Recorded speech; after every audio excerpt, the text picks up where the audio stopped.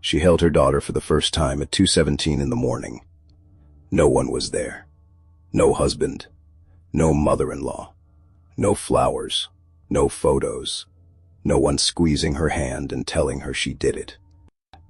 Just Lily Callahan, 26 years old, in room 214 at Northwestern Memorial Hospital on East Erie Street in Chicago, alone under fluorescent light, holding a 7-pound, 2-ounce girl she had already decided to name Clara. She'd been in that delivery room for 19 hours. The epidural wore off somewhere around hour 14. She called her husband, Daniel, 3 times between 11 p.m. and 1 a.m. He answered the third one.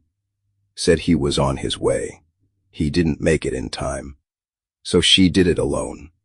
And when the nurse placed Clara on her chest for the first time, when Lily felt that weight, that warmth, that tiny face pressing against her collarbone, she cried.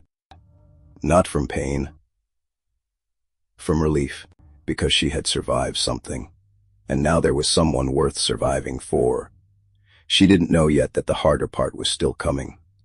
To understand what Patricia Mercer became, you have to understand what she had always been. She grew up the eldest of 4 in a brick bungalow in Elmhurst. Her father sold insurance. Her mother kept the house.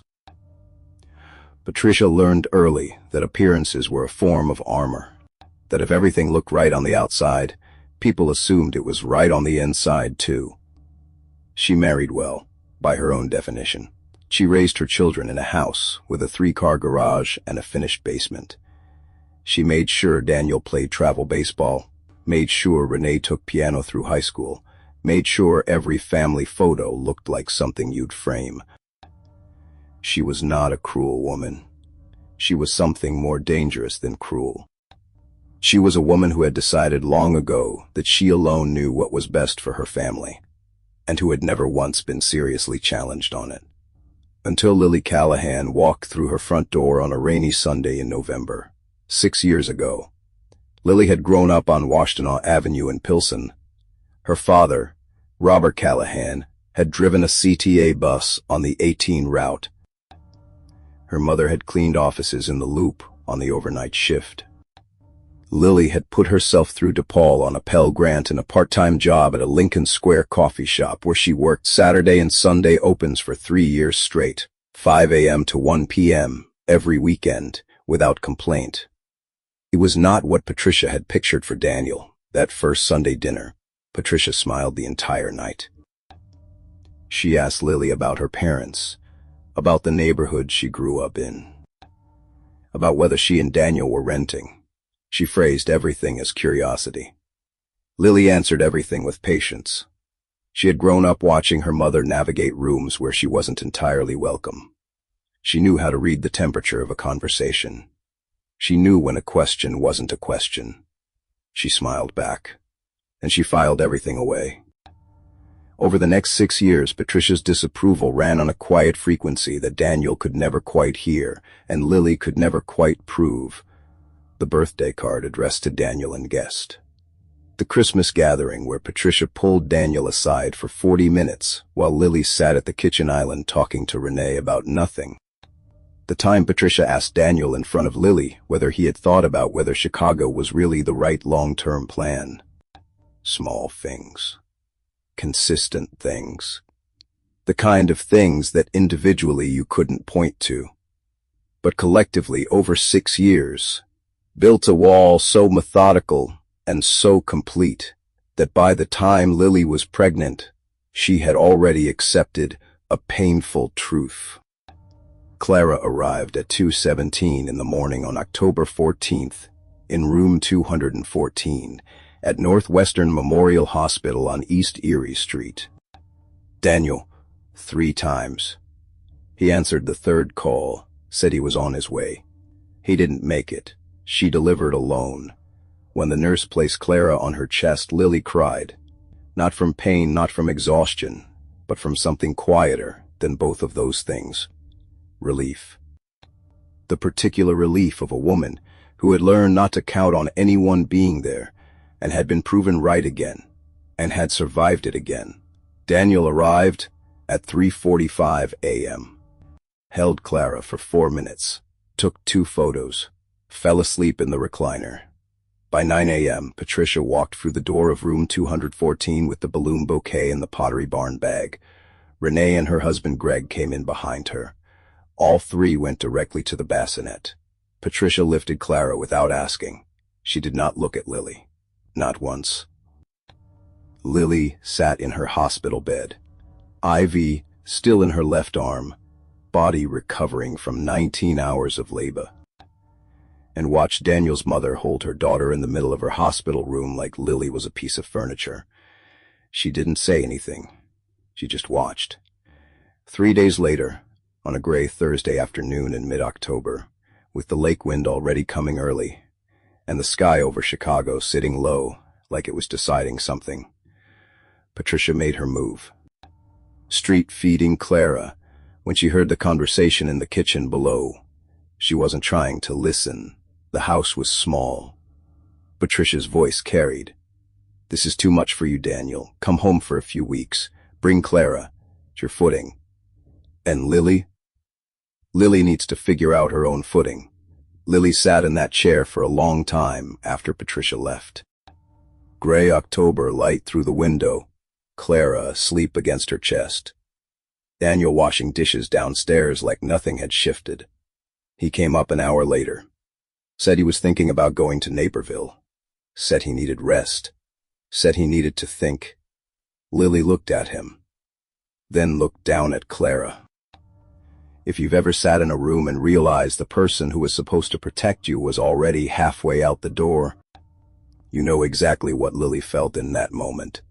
Stay with me. Because what she did next is the part nobody saw coming.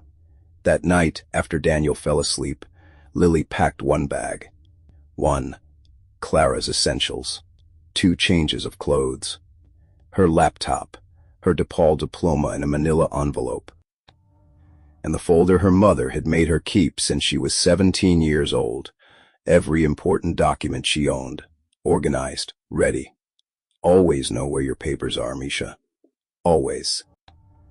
She carried Clara downstairs in the car seat, set the bag by the door, went to the kitchen, took a yellow post-it from the drawer next to the refrigerator, wrote 8 words, "She will know what her father chose," pressed it to the counter, picked up the bag, and walked out.